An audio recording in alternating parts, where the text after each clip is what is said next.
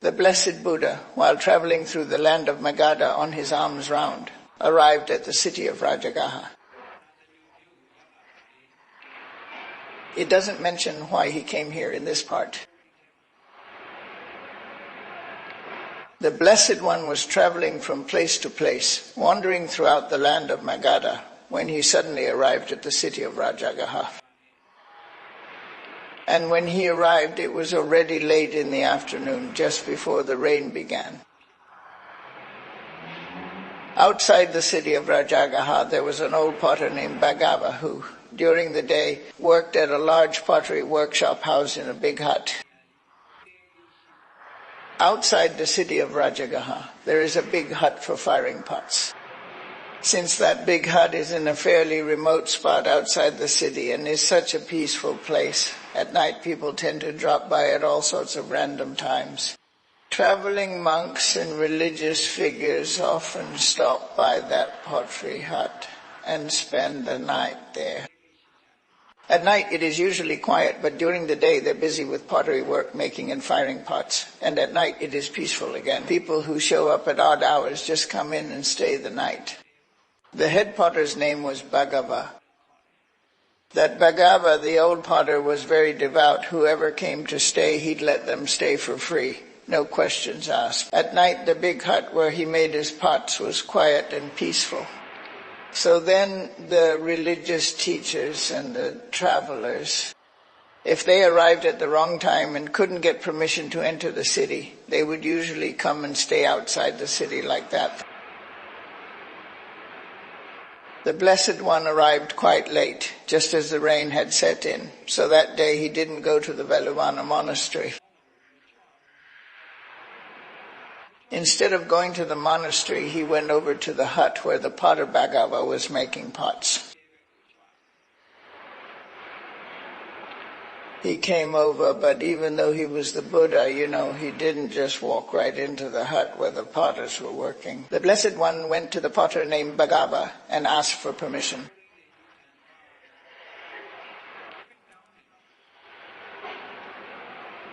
If you agree, Bhagava, I'd like to stay here just for one night. If it is not too much trouble for you, I'd like to spend a night in that hut where you make pots. The monk was asking for permission. The caretaker said, "Your Reverence, one of the monks is already staying in there." As a disciple, well, it is really no burden at all. He said that if His Holiness agreed, then he could stay however His Holiness liked. He is also really polite and tactful, I don't know if the one who arrived first likes the one who came later. Because he didn't know, he said it to avoid being blamed. "Well, Lord, one of you actually arrived earlier, Lord. If he is willing to accept it, then just stay however you like, Lord." So then the Blessed One said, "All right then," and went into the hut where they were making pots. When he went inside, in there. In India, back in those days, they would wear religious robes. There were countless sects, countless religious sects, many of them. Avoiding worldly life and living as a homeless ascetic. There was a person who stayed at home, stepped away from the kind of life where people do business and make a living, devoted themselves to the religious path, dressed in the attire of someone living that way, and was present there. So then the Blessed One went to that person. The Blessed One simply called that person a bhikkhu. Back in those days, many people who wore religious robes were called monks. A bhikkhu is someone who doesn't cook meals or dishes like rice and other daily food and drink for themselves. The people who live off alms and then eat them. So in Myanmar these days, since it is a country where Theravada Buddhism is thriving, when people say bhikkhu, they just automatically mean a Theravada monk. It is not like that where they are. When the monks went to Bodh Gaya in India, they ran into an Indian man on the road. If you are asking what that Indian guy said, he asked one of the nuns who came along with those monks for some money. After asking for money, when you ask what he said, well, he spoke like an Indian. The words of the guy who said, Hamari Bhikkhu Hai. Hamari Bhikkhu Hai, he means, well, Bhikkhu, he is saying that is his own monk. That person who made that request also calls himself a Bhikkhu. The Blessed One calmly said, if it is not too much trouble for the monk who is already staying in that pot keeper's hut, please allow me, a fellow monk, to stay here just for tonight. So then that person replied, oh, the big hut is so spacious, so your holiness can stay here comfortably. And thus he gave permission to stay. So then in the pot keeper's hut, there were only two people, the Blessed One and another person who had arrived earlier. That person didn't realize that the Blessed One was actually the Buddha. They just assumed it was a monk coming to visit. I just thought he was a monk. So then the Blessed One's appearance. These days, the statues they make tend to be big and elaborate, The truth is, the Blessed One was known as Sama Gautama, and also by the name Monk Gautama, just a single monk, because he was a human monk. The kind of build people had back in those days. Well, since he is the Buddha, he must have been tall and well built, with a handsome appearance and charm, right? But still, when you look at it, a monk is just a monk. Once upon a time, the monks were sitting together in a Dhamma gathering, listening and reflecting. Prince Nanda, my brother in the Sangha, was wearing one of those big, heavy robes like the Blessed One wears, coming from quite a distance. Well, being brothers, of course, they looked alike. The monks who saw Shin Nanda approaching from afar thought, the Buddha is coming, the Buddha is coming, and quickly got up, ready to greet him. It was only when he got closer that they realized it wasn't the Buddha at all, but his brother Nanda. Well, there is actually a record of that in the Vinaya Pali. Nanda means Venerable Nanda, the Buddha's younger brother. Just about 4 inches shorter than the Blessed One. He was about the same height and build as the Blessed One, and of course, being brothers, they looked alike too, right? And so, sometimes when the Blessed One arrived quietly without drawing much attention, people just assumed he was an ordinary monk.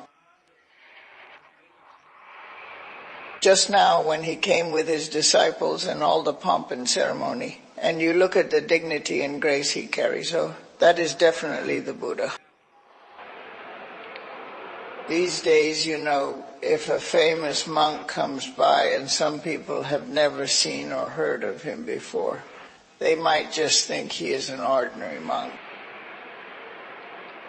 The Venerable One didn't even know the Blessed One had already arrived ahead of time. They thought he was just an ordinary traveler and let him stay however he liked, even though he was actually the Blessed One. Inside the caretaker's hut, the two of them had been there since early evening.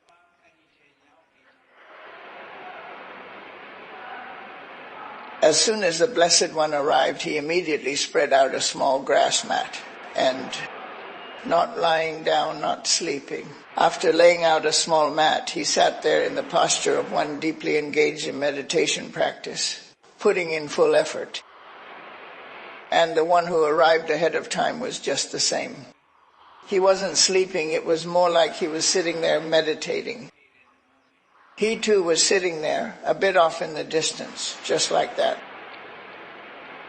until it got very late into the night, all the way past midnight. The Blessed One was also sitting quietly on a small mat of grass, just like that. Not a single word was spoken anymore. And over there he was doing the same, sitting a little ways off in his own spot, just quietly staying still. Quiet and calm. When it got past midnight, the Blessed One began trying to speak to him.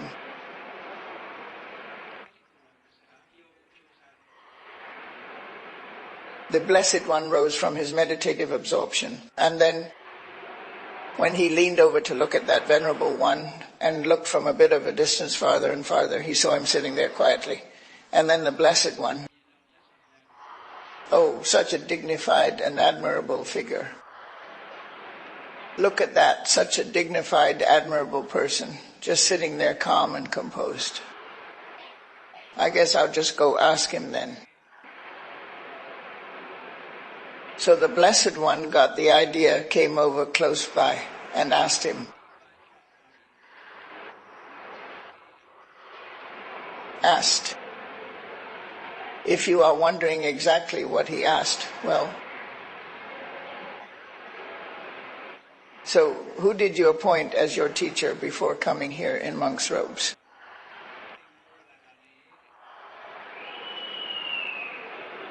Basically, he was asking which group you belong to. So who is your teacher then? Whose teachings do you like or feel drawn to? Who did you take as your teacher before joining the faith, and whose teachings do you admire? When that question was asked, he gave a rather surprising answer. Here is what he said. Well, Lord Buddha, among the Sakyan people, there was a monk named Gautama who left the worldly life behind and entered the monastic order.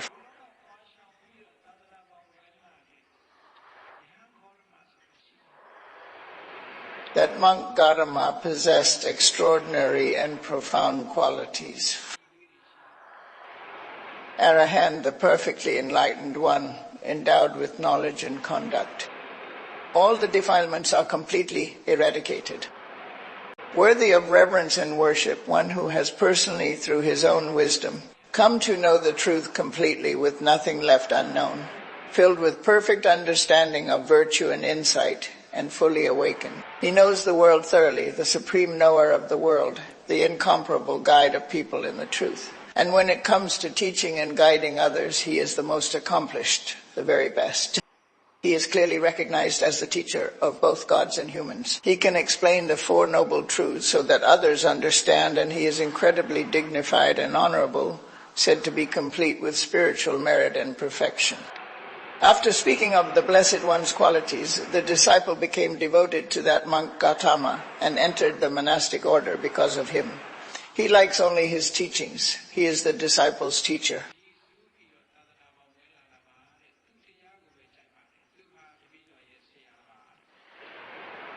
But while speaking with the Buddha, he had no idea at all that the one asking him questions was the venerable monk Gautama, the enlightened one. So then the Blessed One asked again, well then, if that is so, have you ever actually seen this monk named Gautama?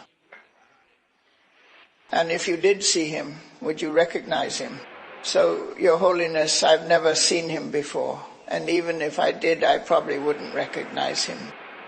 Hey, just think about it. Past midnight, the two of them were talking alone in the caretaker's hut. I've never seen him before, and even if I did, I wouldn't recognize him. So then, the Blessed One. Since he entered the monastic order with devotion directed toward me, I'll go ahead and teach him the Dhamma. The Blessed One came here specifically to meet him, and that is why he didn't go to Veluvana. The Blessed One already knew the situation well. If you are asking who that person is, he is a king from the city of Taxila.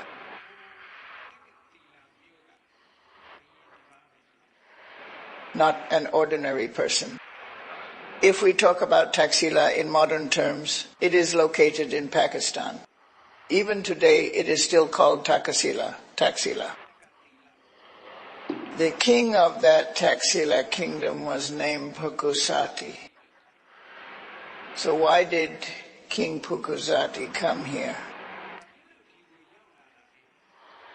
Why did he come here dressed in monk's robes? King Pukusati of the Taxila kingdom and King Bimbisara of Rajagaha were kindred spirits. They had never seen or met each other, yet they became incredibly close friends. Just hearing about each other was enough to form a friendship. So how did they get in touch and become friends?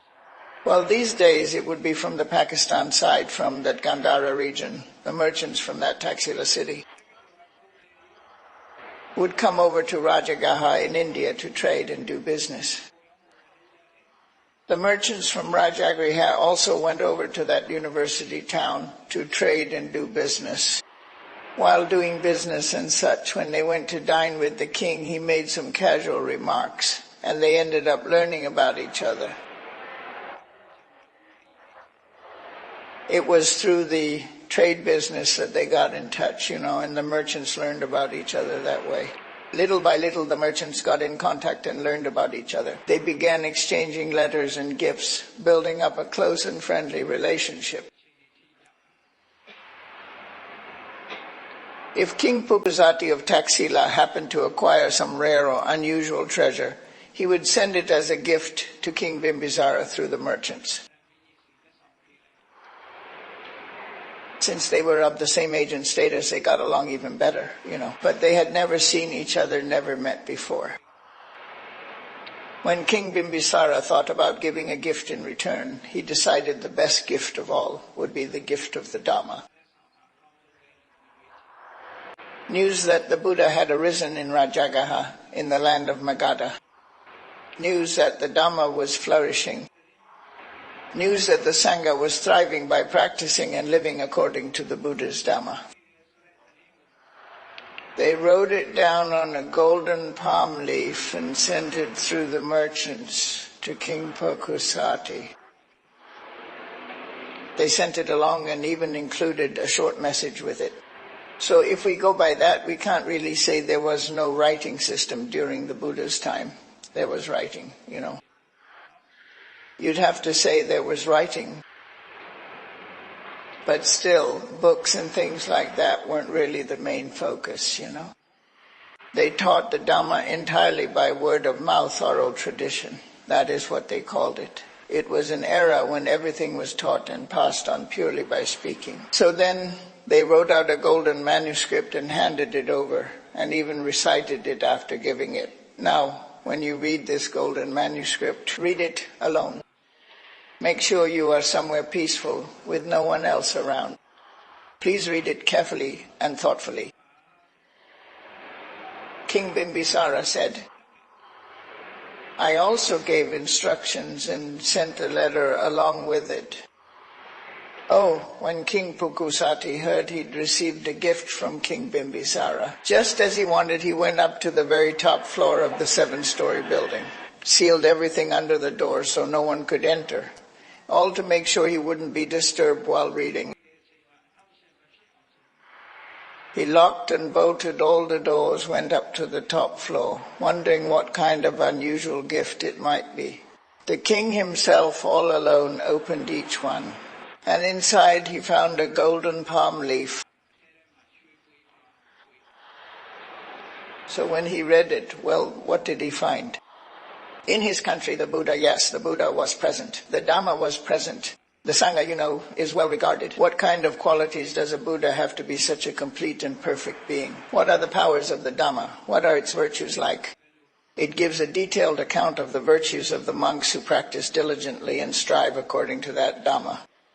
It describes in detail the samatha practice and the vipassana practice, and writes it all down. As he kept reading, King Purkusati grew very fond of it and felt deeply satisfied.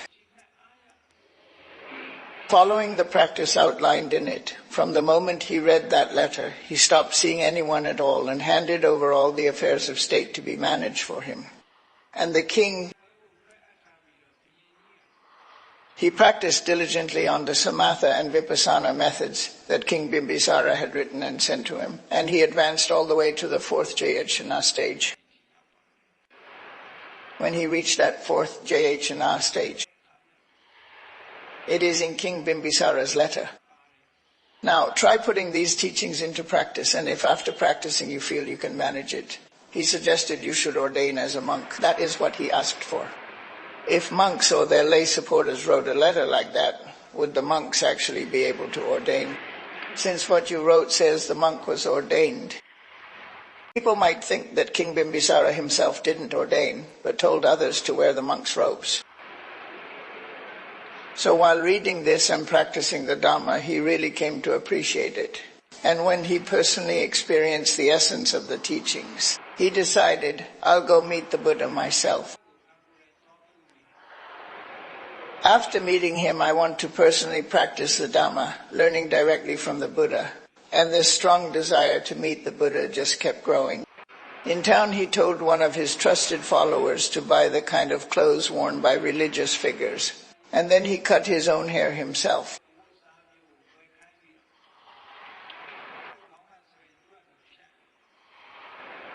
Dressed in religious robes, he stepped down from the royal palace. Suddenly the guards didn't even realize it, and he came to the king looking just like a wandering monk who might be a Buddha himself.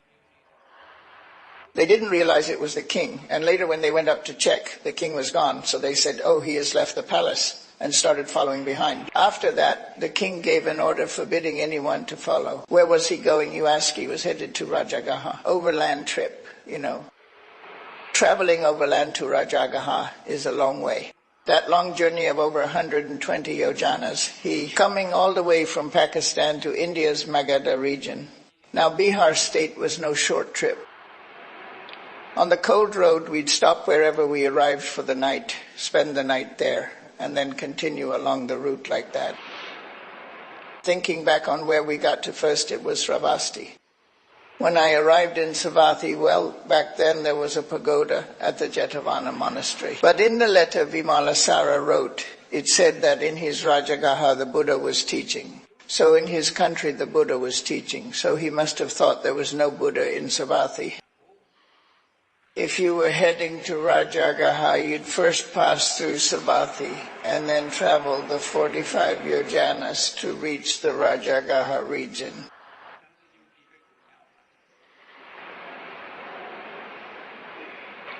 Near the Buddha's Jetavana monastery, he came close without knowing the Buddha was there, passed right by, and kept going. So for these 45 yojanas, just figure 8 miles per yojana. Some say it is 12 miles, others say 8 miles. That is what they used to call 1 yojana in the old days. He ended up going all the way to Rajagaha, which was 45 yojanas away. Whoever noticed that, well, the Blessed One had already noticed it. If you are wondering how the Blessed One knew, it is because in the early morning, when the first light appears, just before sunrise, he would extend his great compassion and wisdom and look out over the whole world. So today the Blessed One looked to see whose sermon it would be and which person would enter the noble path. Oh, the great scholar king of Gandhara, Pukusati. Now that he has entered the Buddhist order, I have to give him a sermon. The Blessed One knew that he would attain liberation. When I wondered where he had gone, it turned out he was in Rajagaha city, staying for a while resting, actually spending the night in the hut where the Blessed One made his alms bowls. When I looked at him, it seemed like he barely had any life left. If nothing had happened back then, people wouldn't have known there was any danger, That Pukusati, the king, had put on the monk's robes, but he was still facing a certain danger. There was danger from someone who held a grudge from a past life and was plotting to kill him. So the Blessed One thought, if this person were to die, he wouldn't get to hear the Dhamma. So before making another trip to Savatthi, the Blessed One himself went to meet him. Yes, the Blessed One himself suddenly and without delay said something like, let's go meet this person called Pukusati, so we can see him in person, Raja. He came over from near Rajagaha to the hut where the Blessed One was making alms bowls. After coming from such a long journey and arriving completely exhausted, the Blessed One waited until the travel fatigue had eased, and they spent the whole night sitting together, resting. Around 2 or 3 in the morning, when the light was growing strong, the Blessed One bid him farewell. That is how I understand it. At that moment, as they parted, he himself said that he was a disciple of the monk Gautama, a disciple of the Blessed One, that he had entered the monastic order with sincere devotion to the Blessed One, and that he admired his teaching. Only then did the Blessed One say, "Bhikkhu, I will teach the Dhamma, so listen well and pay close attention." All right, Bhikkhu, if that is what you are saying, then I will teach the Dhamma. So listen carefully, pay close attention, and take it to heart. So if a sermon's being given, who is the one giving it, the one you like? All right then, I'll listen. Up until that moment, he didn't even realize it was the Buddha. He had absolutely no idea yet. So the Dhamma taught by the Blessed One was given to someone who had reached the 4th Jayachana during samatha practice, a person whose concentration powers were exceptionally strong. So there was no need to talk to him about morality. His moral conduct was already pure. There was no need to talk about concentration. Either his concentration was already at the level of the 4th Jayachana. So at that time, the Blessed Buddha directly taught vipassana practice, which couldn't be explained or taught outside of his own Dhamma. As for the teaching, the sermon was short and to the point. Since it was a profound teaching, we needed to really pay attention. A person is made up of 6 elements. That is a saying.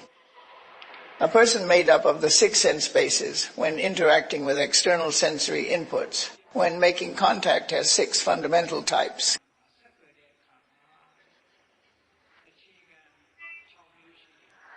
There are 6 basic types of contact, There are 18 kinds of mental states that arise based on the 6 sense impressions. This is talking about the lives of monks. It is talking about the lives of all living beings. Everyone is just like this. All right, let's sum this up and take a look. The Blessed One explained it and then gave a discourse. What are the 6 elements? 6 elements, so what exactly are the 6 elements? Earth element, water element, fire element, air element, space element, and consciousness element. Oh, if I say it like this, it sounds like I'm reading from a book. So instead, look within yourself and see. Every single person has the 6 elements. All right, so when we say earth, take a look at your own body. All those lumps, chunks, and pieces, see them all as earth, okay?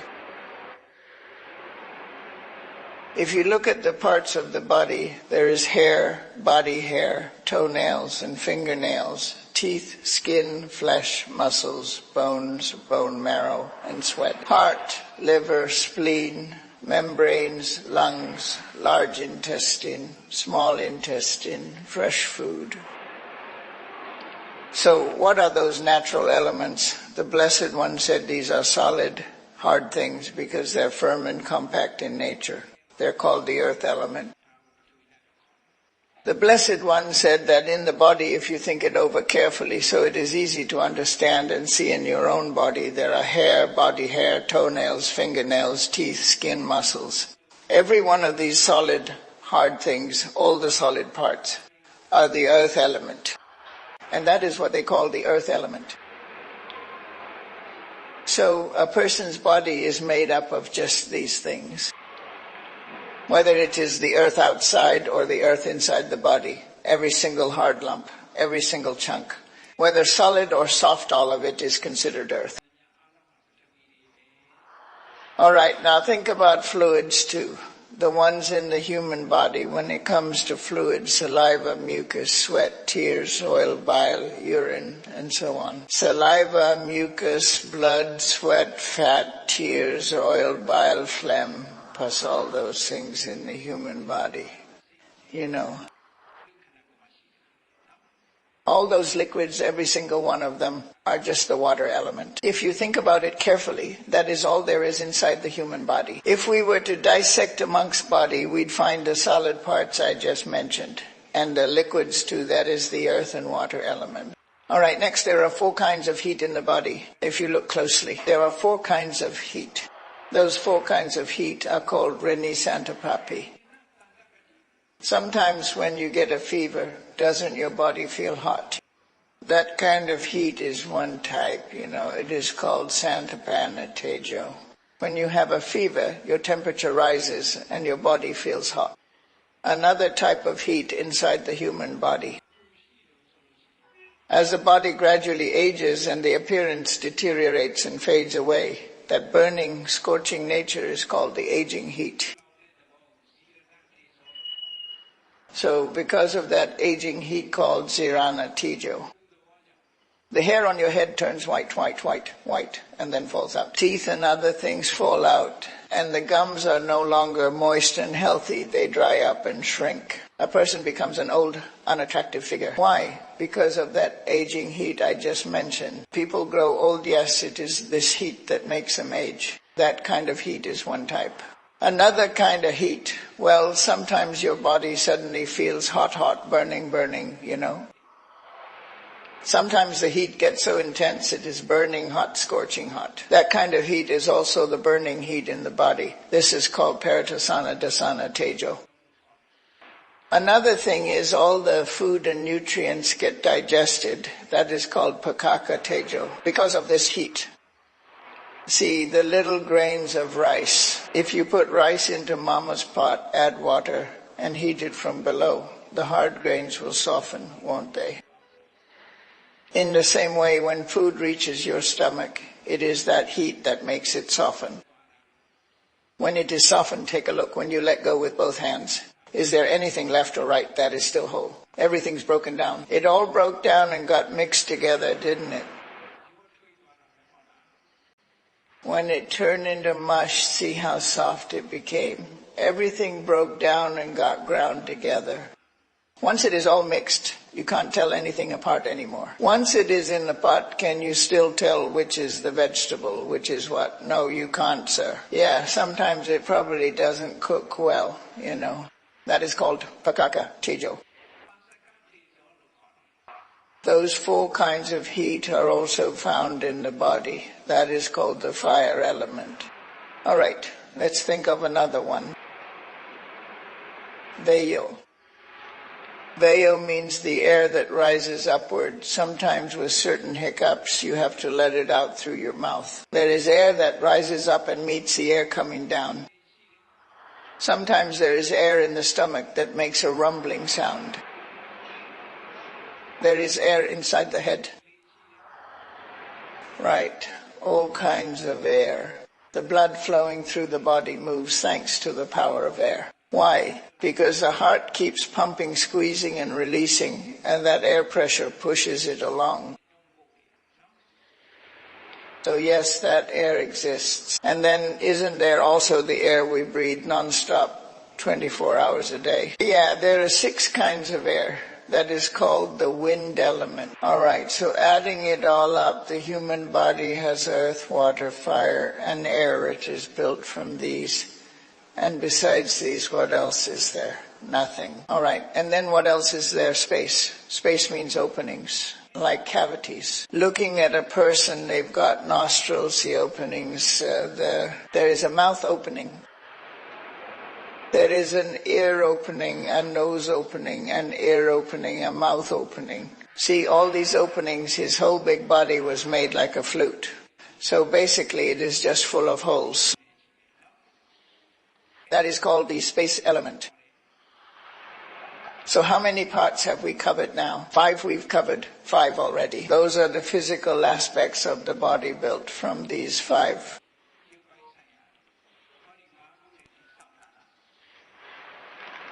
And besides that, if there's anything special left, it is consciousness. This is called the element of consciousness. So what does consciousness actually know?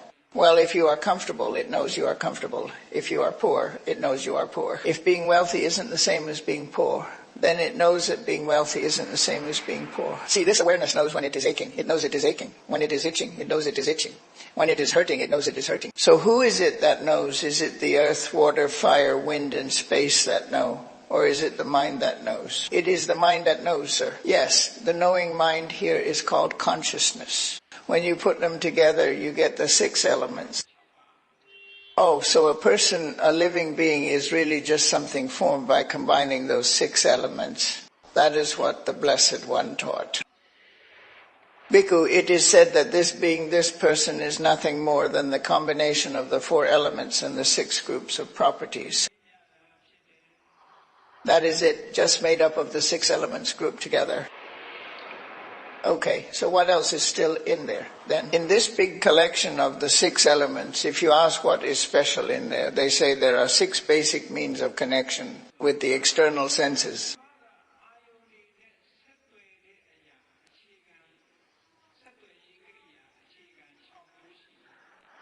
After sense contact, there are also 6 basic ways to connect with external sensations. So what are they connected to? Eye contact, ear contact, nose contact, tongue contact, body contact, and mind contact. See, the eyes look at visual stimuli and then make the connection. The eyes are just a communication tool, right? If you ask what the eyes connect with, they connect with visual perceptions. So what does the ear connect with? It connects with sounds. The ear is what connects to sounds. Smell is connected to the nose. Sense, whatever they may be, come from the outside. Taste is sensed by the tongue.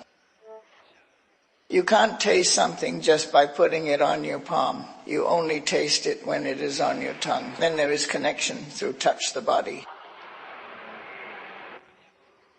So if your eyes are closed, your ears are shut, your nose can't smell, your tongue is useless, and your body can't be used either, then how do you connect? You connect with the mind. That is one type of connection. So how many types of connections are there in total? There are 6, sir. Yes, 6 in total. So that is why a living being is basically made up of those 6 kinds of contact.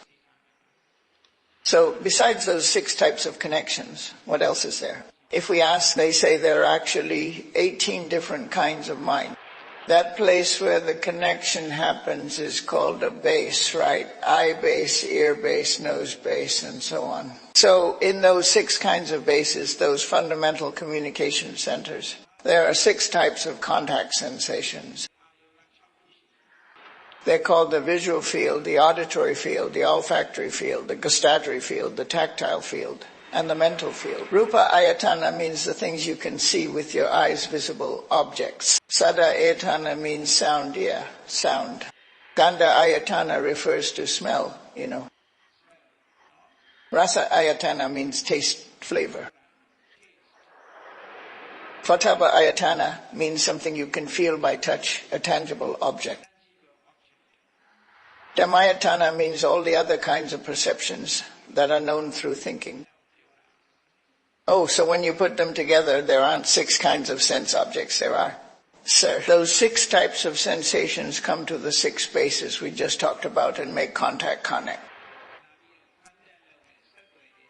The visual sense makes contact through the eyes. The sound sense makes contact through the ears, and the smell sense makes contact through the nose. The taste sense connects with the tongue. The touch sense connects with the body. The mind sense connects with the mind. When that kind of contact happens, each sense impression comes in 3 different kinds. So, what do you mean by 3 different kinds?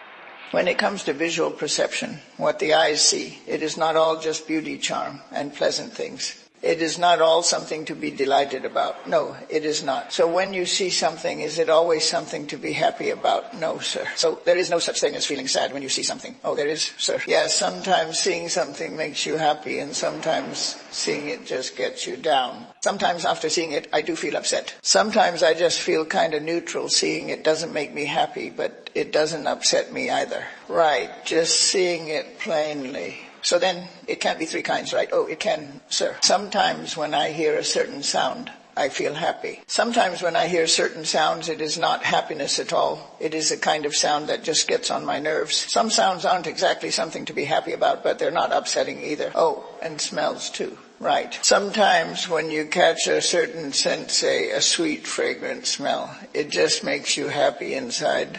Like when you smell jasmine flowers, it lifts your mood. But then again, sometimes even a scent you'd normally find pleasant can turn into a strong, unpleasant smell you don't like. And that can really bring your mood down.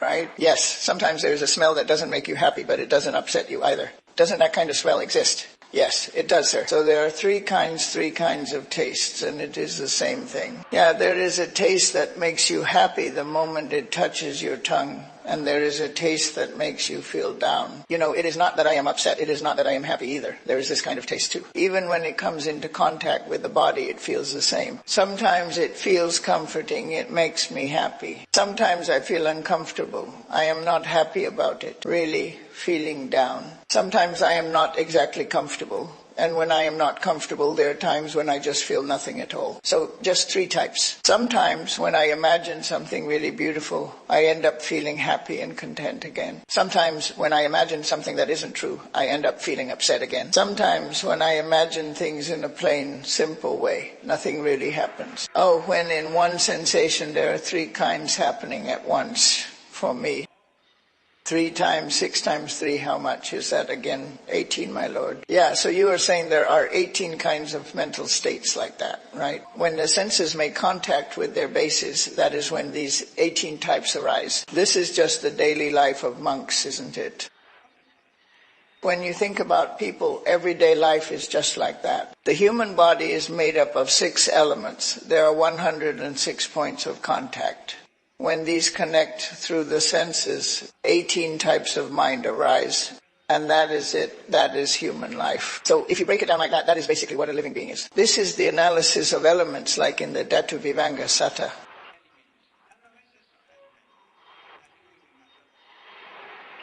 Yes, for the Buddha to be truly extraordinary, there must be 4 distinct foundations.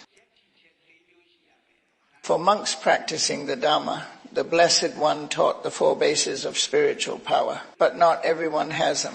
To break free from the cycle of samsara, you need to have 4 kinds of foundations. So what are those 4 foundations? Number 1 is the foundation of wisdom. It has to be based on wisdom. That is the first point. Number 2 is the foundation of truth based on the real truth. Number 3 should be based on the foundation of renunciation. Number 4 is based on the foundation of equanimity and peace. So, how many kinds do we base it on? 4 kinds, sir. All right, if you are firmly grounded in those 4, in wisdom, in truth, in letting go, and in peace, the kind of peace where the heat of defilements has cooled, if you are established on those 4 points, when one is firmly established in the 4 foundations, opinions and notions no longer arise. When a person is firmly grounded in any of the 4 foundations, the natural tendencies toward opinions, views, judgments, and ways of thinking simply stop arising.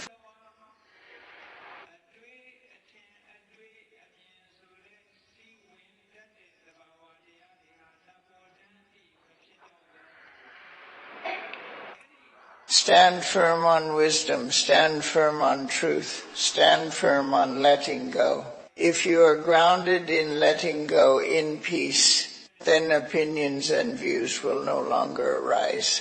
That is what it means. Monks, they live in this world driven by opinions and views, living by those opinions and views. So what do you think? I guess it is those 6 elements I just mentioned.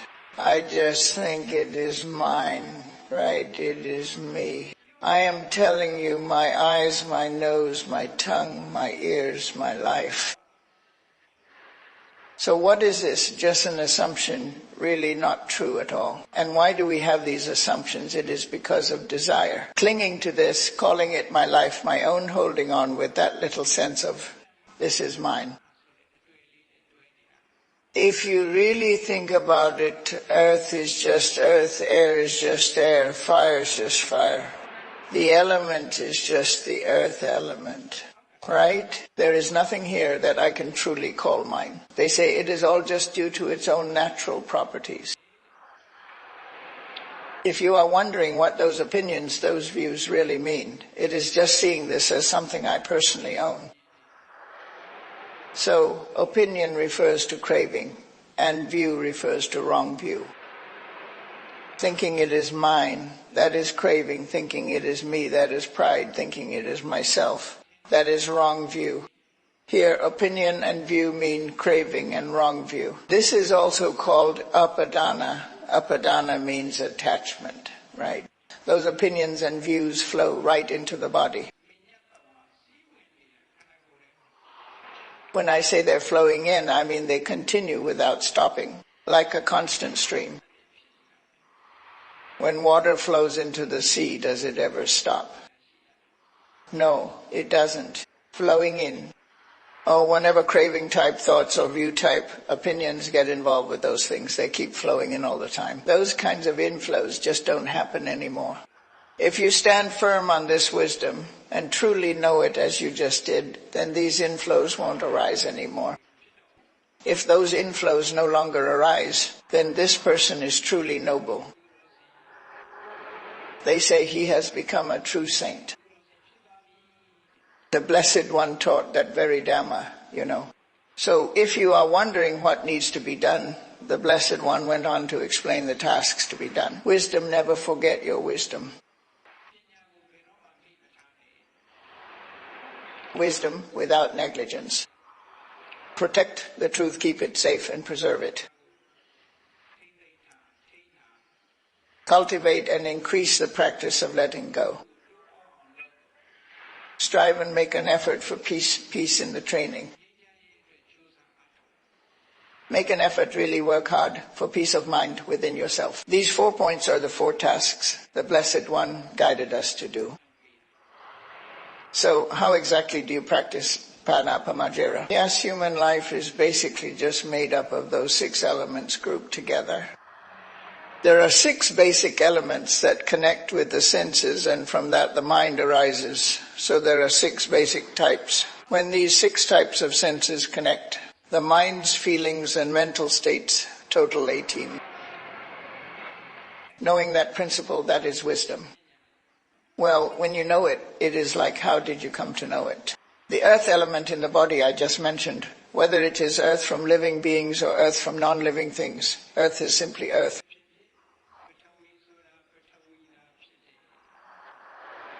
Neither mine nor myself, nor my permanent self. These earth elements I am talking about, they're not mine, they're not me, they're not my permanent, unchanging self either.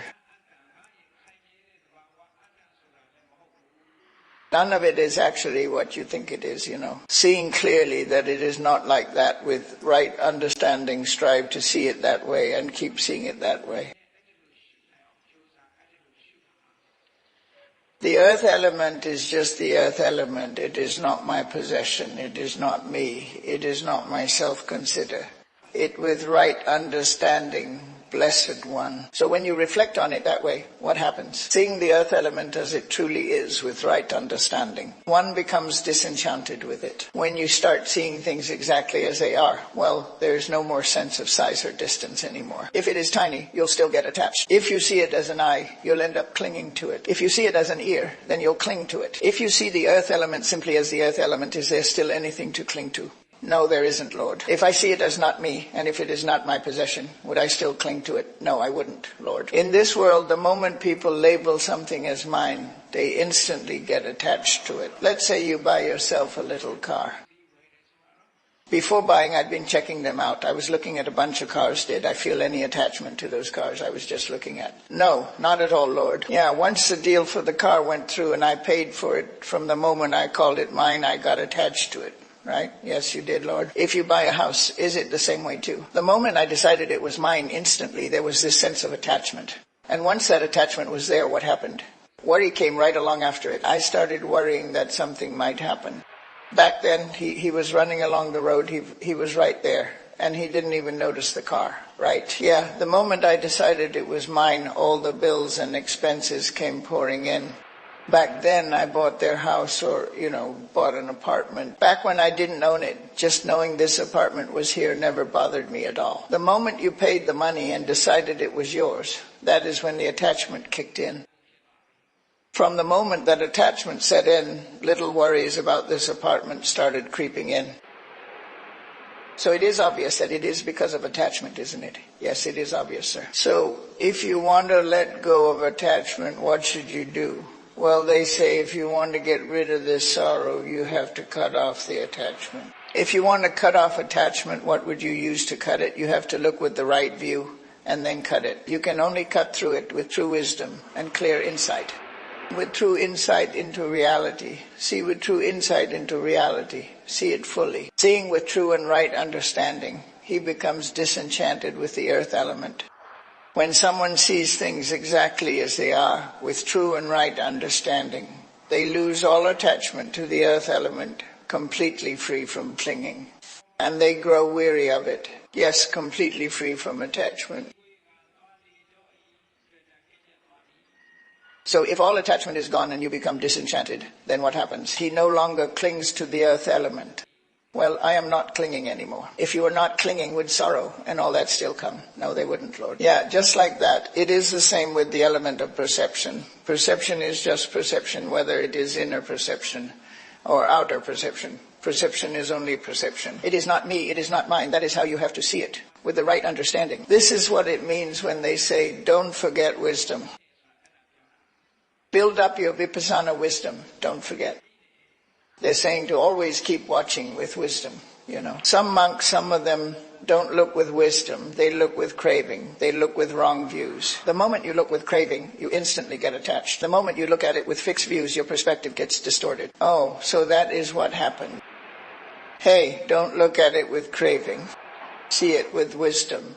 Don't look through fixed views. Look with wisdom. The moment you look at it that way, all attachments to those sensations just fall away completely. Form, fire, air. The four elements are simply the four elements, just as they are. And the space element is just the space element. It has nothing to do with me. The consciousness element is just the consciousness element. It has nothing to do with me. Seeing it exactly like that is true wisdom. And the Blessed One taught, never forget that wisdom. Not forgetting that wisdom means you have to do just this one thing. Once you do this one thing, the results start to follow. So what kind of results, what consequences come from that? When you stand firmly on wisdom, you also end up protecting and preserving the truth. If you ask what the highest form of that wisdom is, it is the noble path to arahantship. The wisdom that can end all suffering. That is the highest wisdom. The moment that wisdom arises, all defilements are gone. That wisdom is the knowledge of the cessation of suffering, the highest wisdom of all. If you ask what the most precious truth is among all truths, it is Nirvana, the truth that never errs and never decays. The other truths can still turn out wrong when they go astray, but Nirvana never goes wrong, Preserve that truth of Nirvana in your own life so you can truly attain it. So just now when you gained that insight, couldn't you also realize Nirvana right then and there? If you can realize Nirvana here and now, you've already preserved the highest truth. And right after preserving the most precious truth, what happens at the same time is renunciation, mental renunciation begins to grow. So what exactly do we have to renounce? Well, you also have to let go of the physical form, the body itself. Most importantly, you have to let go of the defilements, let go of the doctrines, the conditioned phenomena, let go of the fetters tied to defilements, let go of the karmic formations, volitional activities. In the end, when there are no defilements and no karma, doesn't that mean the body has already been let go of too? Yes, it does, it does. So that is why the formations attachments and the defilement attachments. Letting go of these right when one attains the noble path of arahantship means all these conditioned phenomena have already been abandoned. That is why in the Sangha, renunciation of these conditions is considered the highest. Defilements and the karma that arises along with them are gone. Without defilements, there is no karma. Without karma, there is no need for the body to exist. If you can let go of all that, then completely letting go of conditioned phenomena is renunciation. Renunciation, mental renunciation. And when you let go of that craving at the same time, inside the body, what settles? Greed settles, anger settles, delusion settles. Greed, the evil quality, is completely gone. Anger, the evil quality, has completely subsided. Delusion, the evil quality, has completely faded away. If among those defilements, the roots of greed and anger have begun to fade away, then you've reached the stage of peace training. So when you strive and put in effort for peace, these defilements fade away. All the heat of the defilements has completely cooled. When peace is attained, this person has already firmly established themselves in the wisdom we just discussed. They've already stood firmly on the truth, on renunciation, and on peace, so with these 4 foundations. Isn't that complete?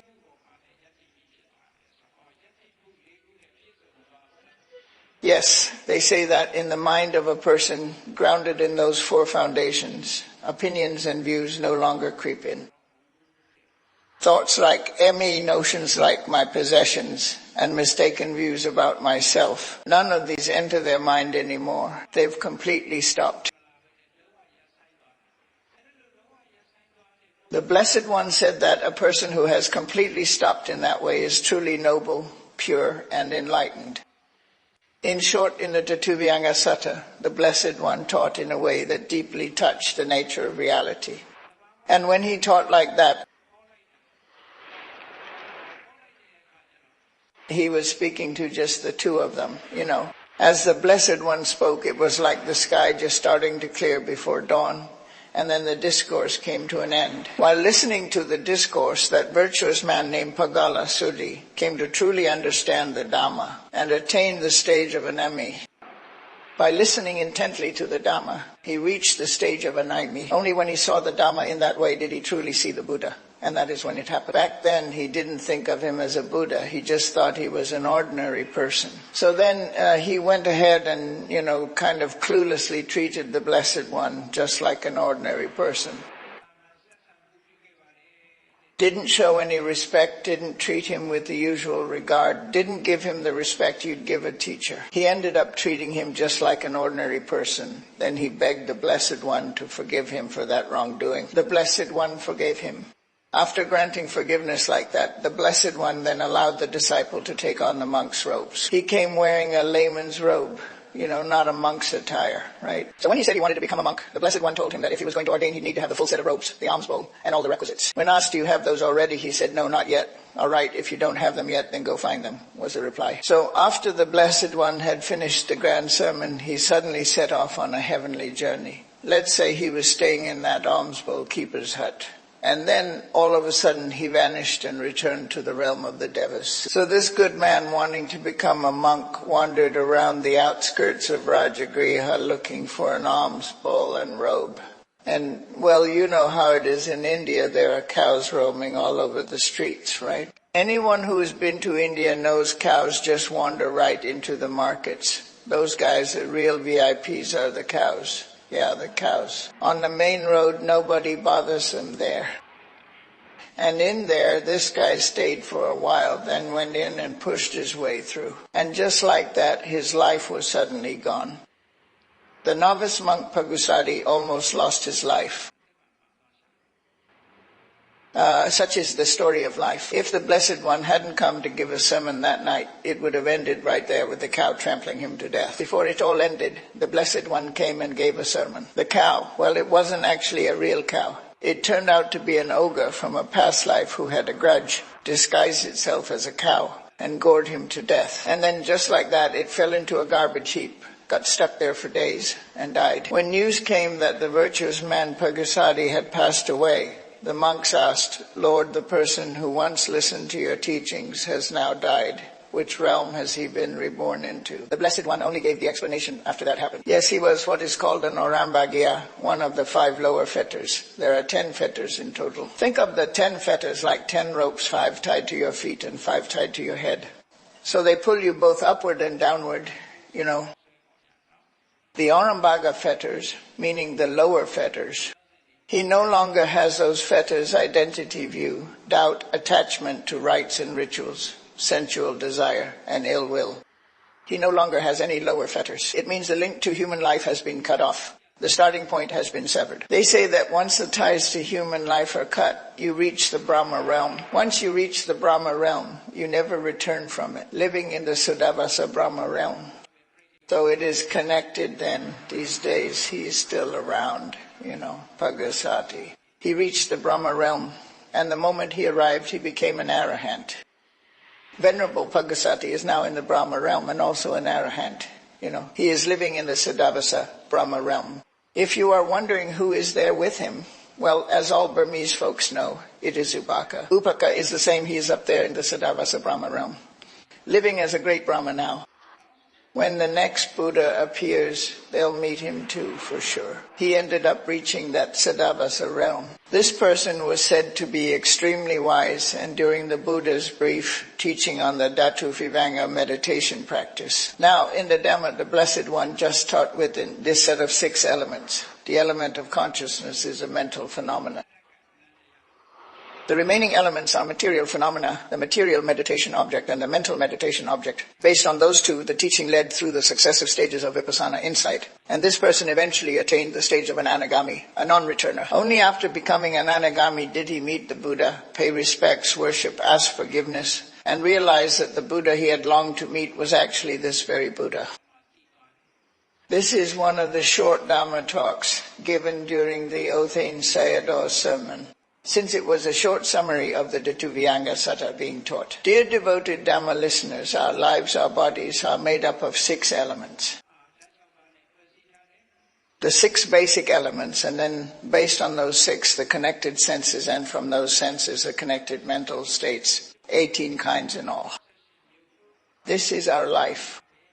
Based on those 18 kinds, we'll build on our understanding, stand firm on the truth, and put it into practice.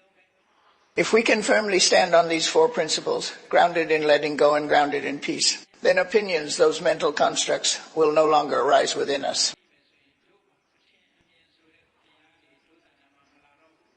Today, opinions are dominating, aren't they? Because in everyone craving and clinging to their own views dominate. They can't break free from the cycle of samsara. So that those views and opinions don't take root, grow dominant, or seep into us. We each, in our own way, should resolve to block them with wisdom. May you all be able to follow and practice according to the teachings of the Dharavanga Sutta.